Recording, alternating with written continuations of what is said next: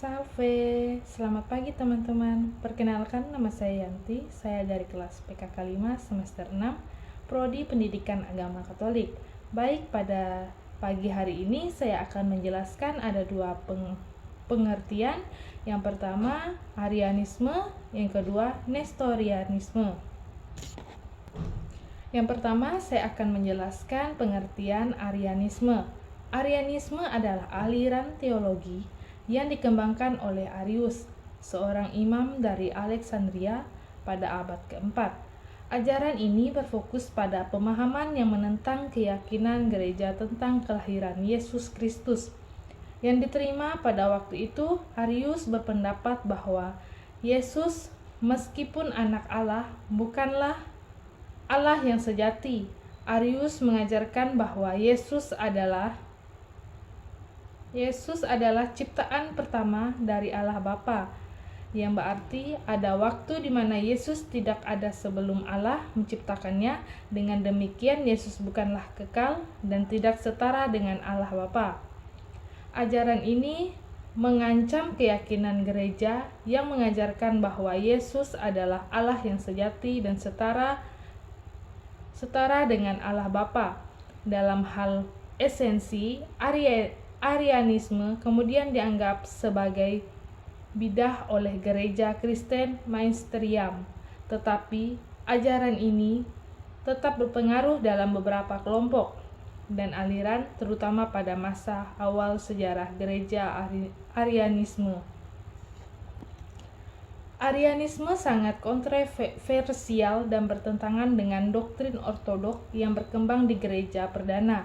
Menurut ajaran ortodok yang ditetapkan pada Konsili Nikea pada tahun 325 Masehi, Yesus adalah sehakikat atau homoousios dengan Bapa, yang berarti bahwa Yesus dan Bapa adalah satu dalam substansi dan kekekalan Arianisme. Di sisi lain mengajarkan bahwa Yesus adalah sebanding atau homoousios dengan Bapa, tetapi bukan sehakikat dengannya, karena ajaran Arianisme mulai menyebar luas. Konsili Nikea pertama pada tahun 325 Masehi dipanggil oleh Kaisar Konstantinus untuk mengatasi perpecahan ini dalam gereja. Dalam konsili ini, ajaran Arianisme secara resmi ditolak dan doktrin yang diterima adalah bahwa Yesus Kristus adalah sehakikat dengan Bapa atau homoousios, yang kemudian dirumuskan dalam pengakuan iman Nikea. Arianisme tidak hanya ditolak sebagai ajaran sesat, tetapi juga dianggap sebagai ancaman serius terhadap persatuan gereja. Pada masa itu, setelah Konsili Nikea, meskipun Arianisme dikutuk, ajaran ini tetap berlanjut dan memperoleh dukungan di beberapa wilayah, terutama di wilayah-wilayah timur Kekaisaran Romawi. Bahkan beberapa kaisar Romawi mendukung Arianisme, termasuk Kaisar Konstantinus yang sempat ragu-ragu sebelum akhirnya mendukung keputusan Konsili Nikea. Arianisme juga mendapat dukungan dari beberapa jemaat dan komunitas gereja di kawasan seperti Mesir dan Arab. Meskipun akhirnya aliran ini semakin menurun seiring perjalanannya waktu. Namun meskipun Arianisme secara resmi dikalahkan pada masa Kekaisaran Romawi Timur atau Bizantium, beberapa elemen ajarannya masih muncul dalam berbagai bentuk sepanjang sejarah. Dan Arianisme menjadi bagian dari tradisi pemikiran heterodoks sepanjang sejarah, dan Arianisme menjadi bagian dari tradisi pemikiran heterodoks Kristen dalam konteks gereja modern. Arianisme sering dianggap sebagai bentuk ketidaksetujuan terhadap doktrin Tritunggal yang diterima secara umum oleh gereja-gereja Kristen utama. Ajaran Arianisme telah lama dianggap sesat dalam banyak tradisi Kristen, seperti Gereja Katolik Roma, Ortodok Timur, dan kebanyakan gereja Protestan. Namun, beberapa kelompok atau sekte tertentu seperti saksi-saksi Yehova memiliki pandangan yang mirip dengan Arianisme. Meskipun mereka mungkin tidak mengidentifikasi diri mereka sebagai Arianisme, saksi-saksi Yehova misalnya percaya bahwa Yesus adalah makhluk yang diciptakan oleh Allah dan bukan Allah itu sendiri. Meskipun mereka lebih lanjut menolak doktrin Tritunggal yang diterima oleh sebagian besar dari denominasi Kristen lainnya. Jadi kesimpulannya yaitu Arianisme adalah sebuah ajaran teologi yang sangat mempengaruhi sejarah gereja Kristen pada abad keempat, khususnya dalam pemahaman tentang hubungan antara Allah Bapa dan Yesus Kristus. Ajaran ini mengajarkan bahwa Yesus adalah makhluk yang diciptakan bukan sehakikat dengan Allah Bapa, yang sangat bertentangan dengan pandangan ortodoks yang diterima di Konsili Nikea.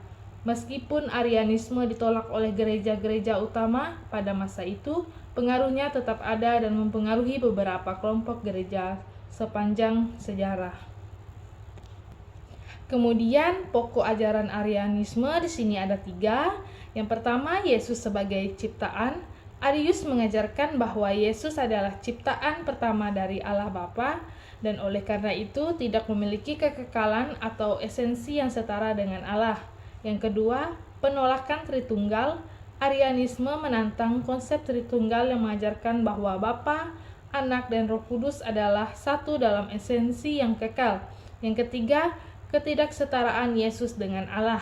Ajaran ini menganggap Yesus tidak setara dengan Allah Bapa dalam segala hal, karena Yesus dianggap sebagai makhluk ciptaan. Ajaran ini bertentangan dengan ajaran gereja yang mengakui bahwa Yesus adalah Tuhan yang sejati, kekal, dan sepenuhnya setara dengan Allah Bapa dalam esensi dan kekal. Dan yang kedua yaitu Nestorianisme.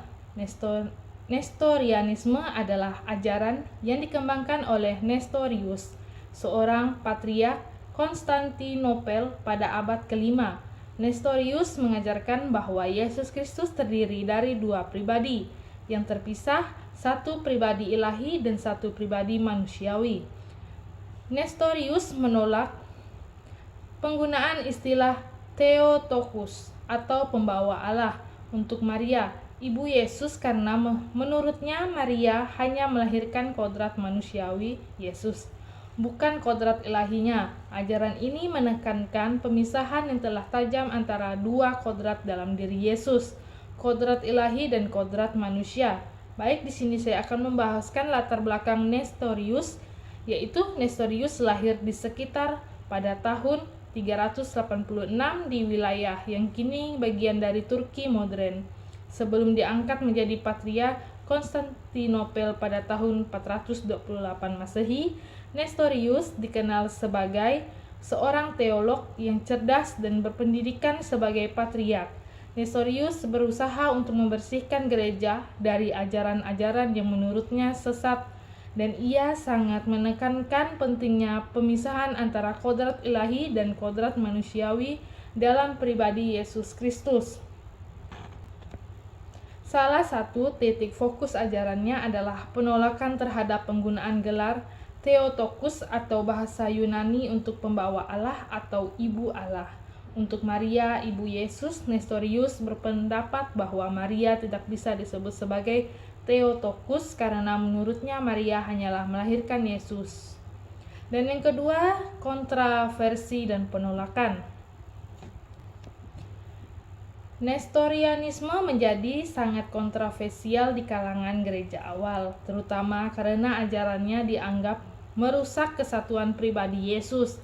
Ajaran ini mulai berpendapat kritik keras dari para teolog dan uskup pada masa itu, termasuk dari Cyrillus dari Alexandria, seorang tokoh penting dalam gereja ortodok yang menentang pandangan Nestorius secara sengit.